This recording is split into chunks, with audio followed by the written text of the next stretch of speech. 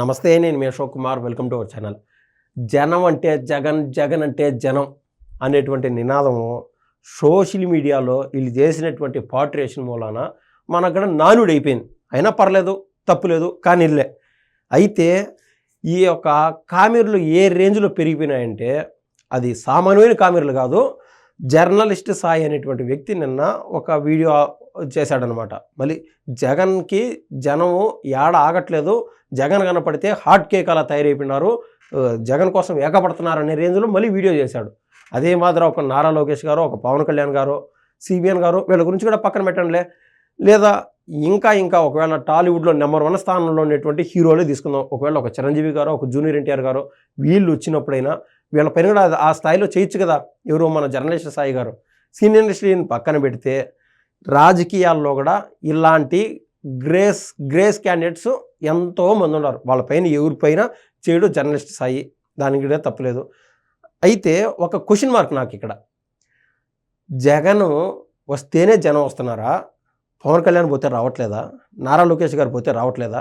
ఎక్కడెక్కడ ఓన్లీ జగన్ జగన్ జగన్ పోర్ట్రేషను ఆడికి బాగానే ఉన్నది. ఇప్పుడు నేను అడుగుతున్నటువంటి ఒక క్వశ్చన్. చిరంజీవి గారు నిన్న ఒక పెళ్ళికి హాజరైనారు, విజయ్ దేవరకొండ గారి పెళ్ళి. అక్కడ చూస్తే చుట్టూరు టాలీవుడ్లో పెద్ద పెద్దోళ్ళందరూ వచ్చినారు. ఒక అల్లు అర్జున్ గారు, ఇంకా పెద్దోళ్ళు వచ్చినారనమాట. అల్లు అర్జున్ గారి ఉదంతో మనం చూసాం. ఆ రోజున పుష్ప 2 సినిమా రిలీజ్ అయినప్పుడు థియేటర్ దగ్గర జరిగినటువంటి వ్యవహారం అప్రస్తుతం ఆ విషయం.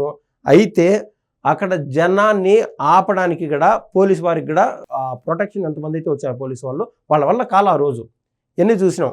కానీ నిన్న అది వినూత్నంగా ఏమైందంటే ఈ అల్లు అర్జున్ గారు, చిరంజీవి గారు, రామ్ చరణ్ గారు వీళ్ళందరూ పోయినటువంటి ఆ పెళ్ళికి ఎక్కడ జనం ఏడ రాలా. చిరంజీవి గారి కోసం లేకుండా అంటే ఎవరైతే అల్లు అర్జున్ వీళ్ళ కోసం ఫోటోల కోసం, సెల్ఫీల కోసం ఎవరు ఎగబడలా. అంటే చిరంజీవి గారికి, అల్లు అర్జున్ గారికి, రామ్ చరణ్ గారికి ఏమన్నా క్రేజ్ ఏమన్నా తక్కువ ఉండదా? అసలు లేదంటారా? జనం రాలేదు కాబట్టి అనేది నా క్వశ్చన్.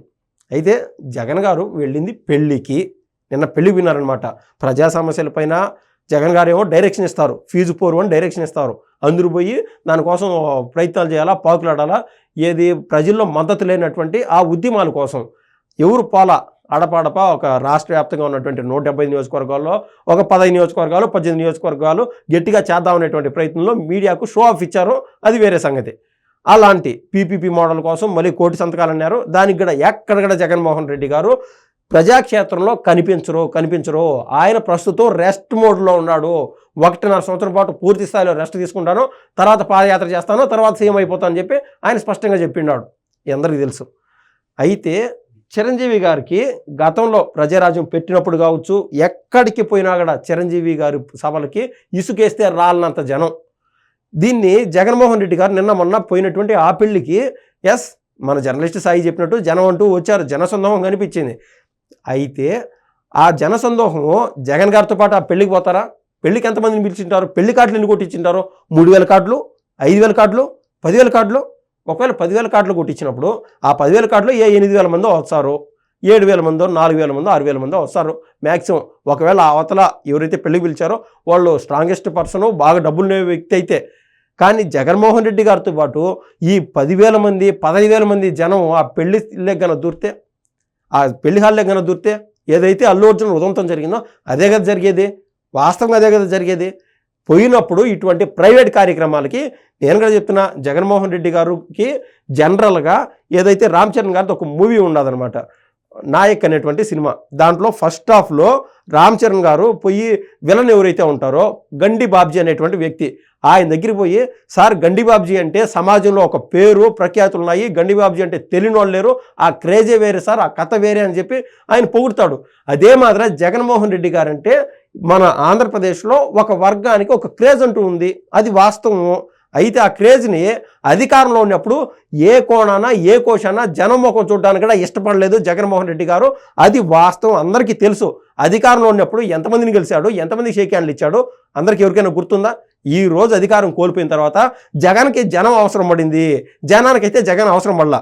ఈ జనం ఎవరైతే జగన్మోహన్ రెడ్డి గారు చుట్టూ వెళ్తున్నారో వాళ్ళకి కేవలము సారా ప్యాకెట్లు, బిర్యానీ పొట్లాలు అందుతున్నాయనే మాట వాస్తవం.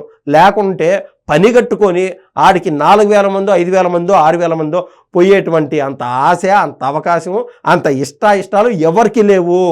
Everybody is busy in the present life actually. అదే మాత్ర అంటే నేను అన్నట్టు చిరంజీవి గారికి చూడండి ఫ్యాన్ బాయ్ మూమెంట్ అన్నట్టు ఆ రోజు జగన్మోహన్ రెడ్డి గారు ఒక సందర్భంలో చిరంజీవి గారి దగ్గర సెల్ఫీ తీసుకున్నారు. అంటే చిరంజీవి గారికి క్రేజ్ తక్కువ, జగన్మోహన్ రెడ్డి గారికి క్రేజ్ ఎక్కువేనా?